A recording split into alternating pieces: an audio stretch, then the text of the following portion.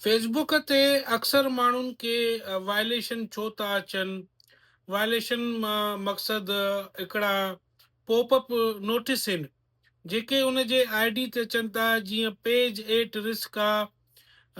उन page at risk J issue खे जे तव्हां वक़्त ते सॉर्ट आउट नथा कयो, सोल्व नथा कयो, त तव्हांजो जेको पेज आहे उन जो मोनेटाइज़ेशन जेको आहे सो लूज़ थी सघे थो।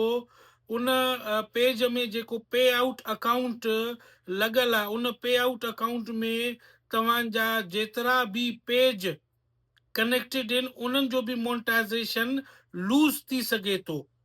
हाणे तव्हांखे करणु छा घुरिजे, इन लाइ पहिरीं ॻाल्हि खे सम्झो। ॾिसो, जे तव्हां कंटेंट क्रिएटर आहियो, मतिलबु तव्हां फेसबुक तां अर्निंग करणु चाहियो था, पैसा कमाइणु चाहियो था, इन खे तव्हां हीअं ॾिसो त तव्हां हिकु दुकानदार आहियो, रिटेलर आहियो। ठीकु आहे। उन दुकान ते जेको बि ग्राहक ईंदो आहे उन खे मुतमइन करणु तव्हांजो कमु आहे, उनखे ख़ुशि रखणु तव्हांजो कमु आहे। हिकु क़िस्म जा ग्राहक दुकान ते कोन ईंदा आहिनि, के सुठा माण्हू ईंदा आहिनि, के चरिया टाइप माण्हू ईंदा आहिनि, के इख़लाक वारा ईंदा आहिनि, के बद इख़लाक माण्हू ईंदा आहिनि, के रूड क़िस्म जा माण्हू ईंदा आहिनि। सभिनि खे हैंडल करणु दुकानदार जो कमु आहे। ठीकु आहे। अच्छा, तव्हां रिटेलर आहियो। ठीकु आहे। रिटेलर सामान कंहिंखां ख़रीद कंदो आहे? रिटेलर सामान होलसेल वारे खां ख़रीद कंदो आहे। इहो होलसेल फेसबुक आहे। ठीकु आहे। उहो फेसबुक पंहिंजे जेको आहे सो होलसेल जे थ्रू तव्हांखे हिकु प्लेटफॉर्म ॾिए थो पियो। कंटेंट त तव्हांजो आहे, फेसबुक जो को बि कंटेंट न आहे, कंटेंट तव्हांजो आहे। उहो प्लेटफॉर्म होलसेल। अच्छा, उनजो होलसेल जो कारोबार तॾहिं हली सघे थो जॾहिं तव्हां वटि ग्राहक हूंदा। जे रिटेलर वटि ग्राहक न हूंदा त होलसेल वारो कंहिंखे शयूं कपाईंदो, त उहो होलसेल वारो तव्हांखे 24 कलाक वॉच करे थो त ही ग्राहकनि सां कहिड़े नमूने हले थो। आया के ग्राहकनि सां सुठो थो हले, आया के ग्राहकनि सां बुरो थो हले। जे इन जे करे मुंहिंजी ग्राहकी ख़राब थिए थो त बाबा इहो दुकान बंदि करणु भलो आहे। ठीकु आहे। हाणे चलो ठीकु आहे।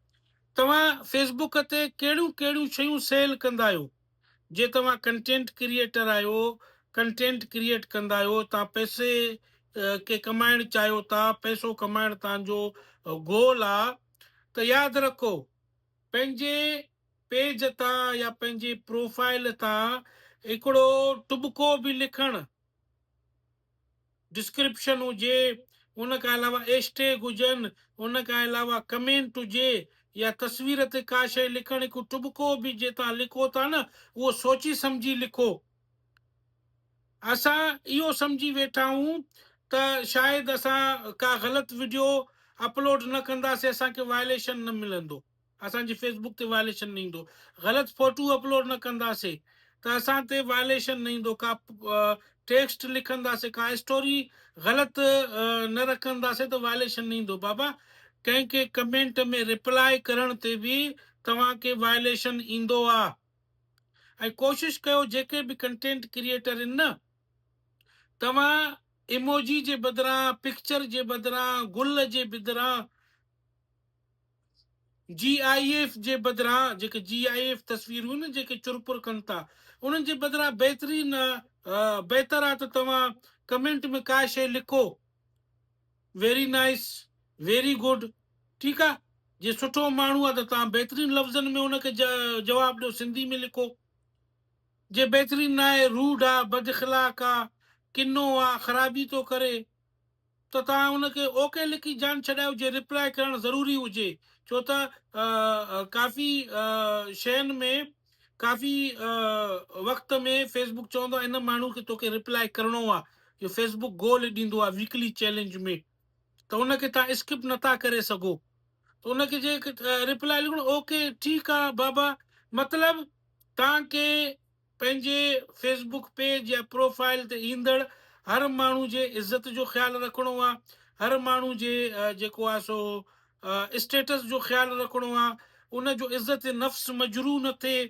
इन शयुनि खे गौर सां ॾिसो, इन्हनि शयुनि ते ध्यानु ॾियो, तव्हांखे वायलेशन ज़िंदगी में न ईंदो। महिरबानी।